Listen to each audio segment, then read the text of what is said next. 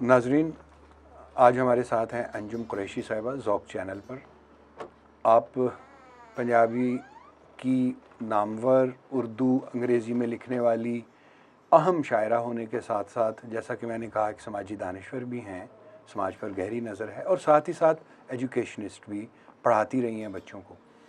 ये बताइए कि जो आप तालीमी इदारों में पढ़ाती रहीं, वहाँ पंजाबी ज़ुबान को दूसरी ज़ुबानों की निस्बत क़द्र व कीमत का कोई मसला आपकी नज़र में आया या कैसा महसूस किया जाता है पंजाबी ज़ुबान की तरवीज तालीम बमुकाबला दूसरी ज़ुबानें अंग्रेज़ी उर्दू?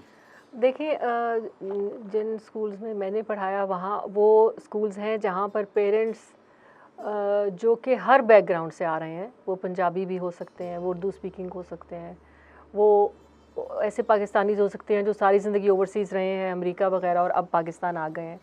ऐसे स्कूलों में पेरेंट्स ख़ुद ही बच्चों को अंग्रेज़ी सीखने या नंबर 2 उर्दू सीखने भेजते हैं। वो किसी और ज़ुबान में इंटरेस्टेड नहीं है कि उनका बच्चा सीखे। तो जब जो पेरेंट है जो कि स्कूल में अगर देखा जाए आप, तो वो कस्टमर है, क्योंकि जो ये जिन स्कूल्स की हम बात कर रहे हैं वो बिजनेसेस भी हैं ना साथ साथ, तो कस्टमर को सेटिस्फाई भी करने की ज़रूरत है। तो वो उनकी डिमांड ही नहीं है अगर पेरेंट्स की कि तो हमारे बच्चों को रीजनल लैंग्वेज आप पढ़ाएं, तो वो क्यों पढ़ाएंगे? तो वो नहीं पढ़ाएंगे। फिर वो कहेंगे ठीक है, हम उसको, आप अंग्रेज़ी सिखाना चाहते हैं, आपका बच्चा साल के एंड तक गिटपिट करे, अच्छी तरह कर लेगा जी, हम रेडी हैं। अगर पेरेंट की रिक्वायरमेंट हो कि जी हमारे बच्चे को पंजाबी भी पंजाबी या जो भी ओरिजिनल लैंग्वेजेस हैं, और ख़ास तौर पर यहाँ पे ज़्यादा पंजाब के जो स्कूल्स हैं वहाँ ये इशू इसलिए है कि यहाँ पर जैसे सिंध में उसको सिंधी एज सब्जेक्ट पहली जमात से या उससे भी पहले से पढ़ाया जाता है एज सब्जेक्ट।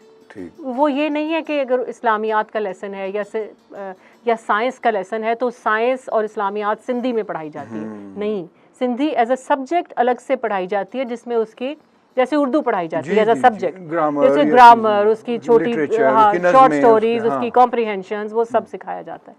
हमारे यहाँ पंजाबी पढ़ाने और पंजाबी में पढ़ाने का जो फ़र्क है उसके ऊपर क्लियर होने की ज़रूरत है, क्योंकि ये जो भी एक मुहिम चली हुई है, मेरा नहीं ख्याल कि इसमें और क्योंकि इसके दूर रस नताइज भी होंगे फिर कि अगर आपने पंजाबी में पढ़ा दिया तो फिर आगे जाकर और ऑल ओवर द वर्ल्ड जाकर आपकी वो रीच नहीं होगी। हाँ, ये एक प्रैक्टिकल मसला है। हाँ, या तो फिर आप स्पेनिश की तरह या फ्रेंच की तरह या एक इंग्लिश लैंग्वेज की तरह, जो कि 3 ज़बानें ऐसी हैं जो कि तकरीबन तीनों ही इंटरनेशनल लैंग्वेज का दर्जा रखती हैं, और पूरी दुनिया में जैसे कनाडा में फ्रेंच और इंग्लिश दोनों का एक ही स्टेटस है, या अमेरिका की कुछ स्टेट्स में अगर आपको स्पेनिश आती है और इंग्लिश आती है तो वो इक्वल उस पर लेवल पर समझा जाता है। तो या तो पंजाबी को पहले इस कदर उसका लेवल इतना वास्ट हो जाए कि आप वो कहेंगे जी हाँ, इसको आप लिखाई पढ़ाई के तौर पर किसी भी और मुल्क में जाकर भी इस्तेमाल, वरना मेरा ये ख्याल है कि पंजाबी को ज़रूर पढ़ाना चाहिए, बट अगर like a subject, Punjabi should be a language subject which should be compulsory and taught शुरू से, पहली जमात से पढ़ाएं। नॉट मैं ये कभी नहीं चाहूँगी कि साइंस और सोशल स्टडीज़ और इस्लामियात उसको जो है वो पंजाबी में पढ़ाया जाए, मगर पंजाबी एज लैंग्वेज पढ़ाई जाए, यस, ये बहुत अच्छी बात है। अच्छा, अभी हमारे सामने अंजुम कुरैशी एक मिसाल हैं कि जिन्होंने ज़ाहिर है स्कूल में कॉलेज में उर्दू अंग्रेज़ी पढ़ी और आगाज़ शायरी का भी अंग्रेज़ी से किया, लेकिन बाद में किसी वक्त आकर इन्हें ये महसूस हुआ कि जितना स्पॉन्टेनियस और पावरफुल और नेचुरल और close to the heart expression Punjabi में आएगा, उतना किसी और ज़ुबान में शायद ना आ सके। अच्छा, तो ये डिसीजन नहीं था, ये जब मैंने एक पहली नज़म, जो कि हम जैसे कहते हैं, मैं तो डाउनलोडिंग कहती हूँ, लोग आमद कहते हैं, आमद। हाँ, तो वो जो डाउनलोड हुई और पंजाबी में हुई, तो ये जबकि पहली अंग्रेज़ी की नज़म डाउनलोड नहीं हुई थी, उसे तो आपने लिखा, वो तो मैंने मुरत्तब किया उसको, ठीक है, जैसे आप कहते हैं ना कि बाकायदा, अच्छा अब ये राइमिंग वर्ड लास्ट ये, अब इससे अगला राइमिंग मुझे क्या सोच के, जो पंजाबी की पहली थी वो डाउनलोड हुई थी और वो गैर इरादी थी, तो वो मैंने सोचा नहीं था, लेकिन जब वो हो गई थी तो मुझे लगा कि ये इस स्ट्रेंथ की या इतनी स्ट्रॉन्ग लाइंस मैंने अंग्रेज़ी में बहुत कम है मेरे पास, जितनी स्ट्रॉन्ग पंजाबी में। हम आपसे आखिर में एक पंजाबी नज़म की फरमाइश करते हैं, जी। और पंजाबी की ताकत और जितनी गहराई के साथ आप पंजाबी को इस्तेमाल करती हैं, बल्कि मैं कहूँगा बेबाकी के साथ, वो भी कम लोगों को ही नसीब होता है। हाँ। और आप कोई नज़्म हमें अता कीजिए, उसके बाद हम क्लोजिंग रिमार्क्स कर देंगे। अच्छा, मैं ना यहाँ पर एक ज़रा सिंपल सी एक नज़्म, क्योंकि अभी हम जी, मैं कुछ ख़वातीन की तरफ ज़ाहिर है बायस्ड भी हूँ, और एक मेरी एक पर्सनल लेवल पर एक मुहिम है जो कि नाइंसाफ़ी इन जनरल और ख़वातीन के साथ नाइंसाफ़ी इन पर्टिकुलर के लिए एक मुहिम मेरी। ज़रूर। तो मैंने एक नज़म लिखी थी जो कि गर्ल चाइल्ड की पढ़ाई के हवाले से। नज़म दा उन्वान है जी पुलियाई। अच्छा। चाचे बेबे दी पुलियाई। हाँ। पंजाब में बाब अब्बू को चाचा भी कहते हैं। हाँ, बिल्कुल। चाचे बेबे दी पुलियाई मैनू करन ना देन पढ़ाई।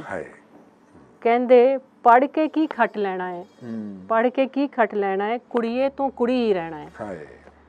सिख चज तू हांडी रोटी दा, किंज बैठ मसाला कोटी दा, ढाक उत्ते निक्का वीर खड़ा, घर दे कम्मां विच हत्थ वंडा। आहा, यही किया जाता है आम तौर पे। किड़ी सोहनी सच्ची सुच्ची सुलखनी नज़म है।